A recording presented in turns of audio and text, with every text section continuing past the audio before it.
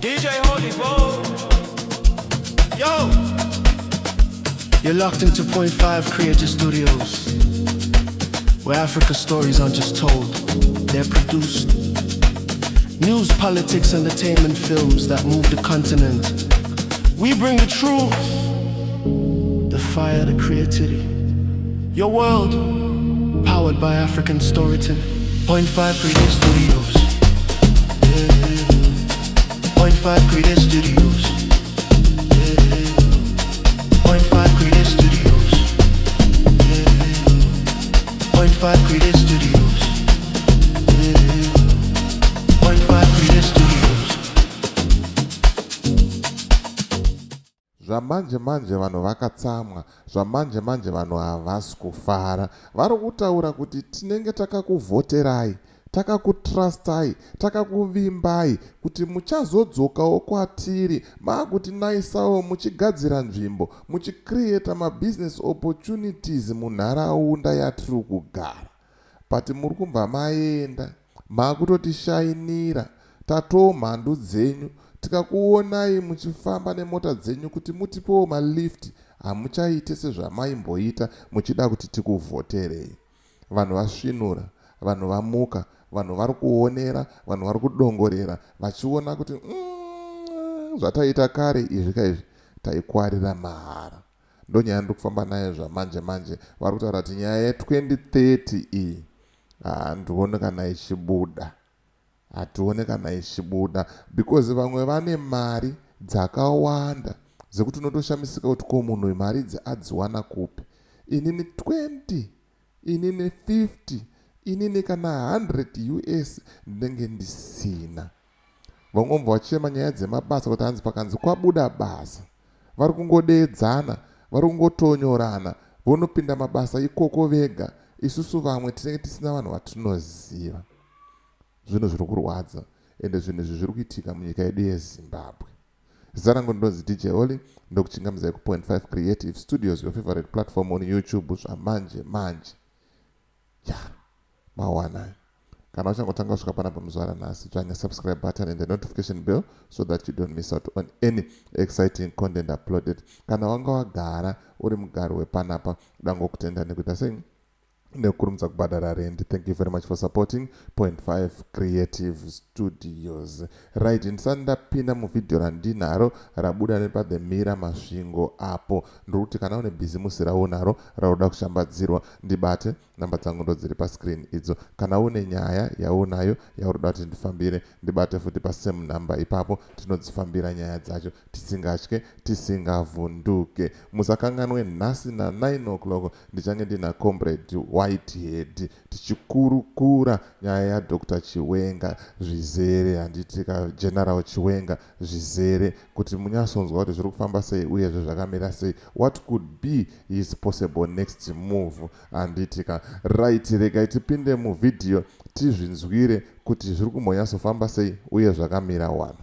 Kana tichikuvhoterai tichifunga kuti mutibatsira, asi kana mavhoterwa mazoita mari dzenyu hamuchationi chero mota tichakwiri kutauni mokuti tsvakai makombi hatichabatsirani, kureva kuti imimi mangoita zvinhu zvenyu moga, saka kureva kuti nyika yetu vayenyu moga imi tivabetsera panguva dzinenge vachiita izvi, tichiona sekuti vanhu kureva kuti venenge vachinyengera nezviwitsi nei, asi kuti tikazovaona pekuti tavavhotera havachadi kana kutiona, kana chero kuvamisa, chero kuti makasimba here havachamhoroseki, vatotenga mapitipu aya anotorumisa vanhu. Mapolitician ari kuita mari nezvi, isu tovapinza pachigaro, tovafambira nyaya dzavo dzose, vobuda voitwa mari. Izvo zvava nemota dzakapenga isi takakwara titokamina, asi chatakafira hapana. Ivo vari kumhanya nemota dzakanaka, mafochina ari kuchinjisa, maGD6 ari kunetsa mazuva ano, asi isusu hatina chatakawana, mhuri dzedu dziri kusafa. Ukavhurika mabasa.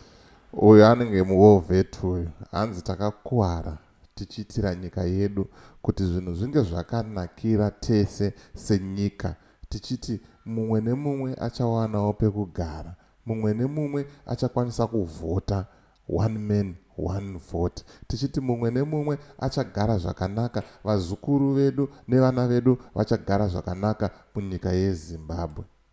But ivo ndo vakutomhanya nemota mbishi, vari kugara mabhuti akazara mari, mabhega akazara mari. Isusu takaenda kuhondo tiri kutambudzika, hapana chatiinacho. Zvinhu zviri kurwadza, zvinhu zviri kupisa tsitsi. Regai tinzwe vamwe kuti vari kuti chii. Vanongopinzana ivo wadzidza chero ukadzidza mwana hakuna basa raunowana wori vanhu vanongopanana chioko muhomwe chero panga apai chero panga apai saka unotonyatsoona kuti izvi zvika pakaoma pfuma iyi takungoivonera kumai vakuru vogasati tambozviona riyo kana mari kana kuibata kuti nhasi yakambowanda kudai kuti ukaiona ina imwe munhu ushaya kuti mari yemunhu wane here asi iwe isati yambosvika kana kuti ubate 100 kweduku We are the ones vari kuvhotera mavanhu ivava vachichi kuti vaende pazvigaro but we find kuti isusu tiri kutotambura ivo vari kutogara aluxury life chero ukadzidza iye zvino unotoona kuti chero life yacho hauna kwaunoenda unoone certificate rako but une uchingotenderera at least vakambochinjanawo kuindawo pachigarowo zvichingodero tichimbonzwawo kuti vamwe vanoita sei pakuti munhu wana arambe aripo pachigaro hazvina zvazviri kutibetsera zvekuramba zvoita 2030 ndinoona kuti zvinobuda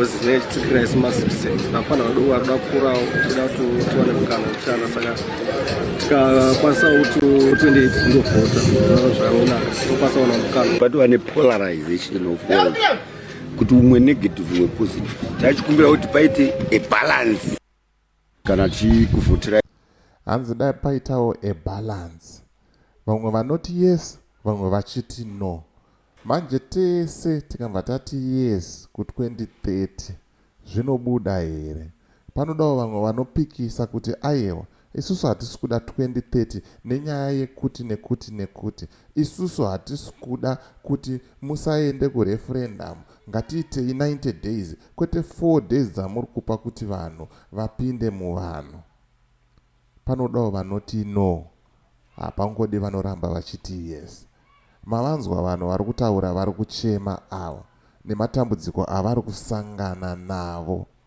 munyika yeZimbabwe hanzi mabasa akabuda nyaya yecorruption vanhu vari kungotonyorana voendesana kumabasa isusu tosara tisina even nyange ukadzidza kusvika papi unenge ungori necertificate rako mumba mako zvako mawani zvekudaro amenoti unoti chii nenyaya iyi isa comment mucomment section wotaurawo mafungiro ako wotaurawo maonero ako kuti unozviona sei zviri kuitika munyika yeZimbabwe.